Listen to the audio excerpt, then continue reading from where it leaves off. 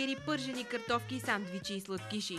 Вредните храни от човешкото меню навлязоха и в това на домашните ни любимци и ги превърнаха в жертви на така наречените фаст фудс. Ветеринарите разказват, че при тях все по-често водят домашни любимци с наднормено тегло.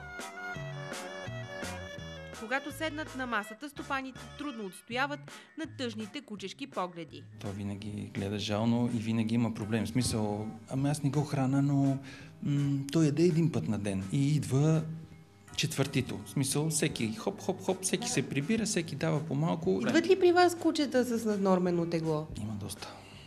Дина гледа Лиза от 5 години. Опитва се да я храни правилно, но признава, че понякога това се оказва много трудна задача. Гледам да й давам по-скоро от кучешката храна, защото от другата много дебелее. Когато яде бокуци или такива сандвичи, всичко и се лепи. Ще яде ли един умрял гълъб? Надали? Ми той е кръв. Не, моля ви се, как ще яде гълъб? Ми той е умрял, Ветеринарите разбиват няколко мита в храненето на кучетата. Например, че не могат да ядат сладко. От него няма да умрат, но ако прекалят, ще развалят стройната си фигура. Суровото месо също е добра храна.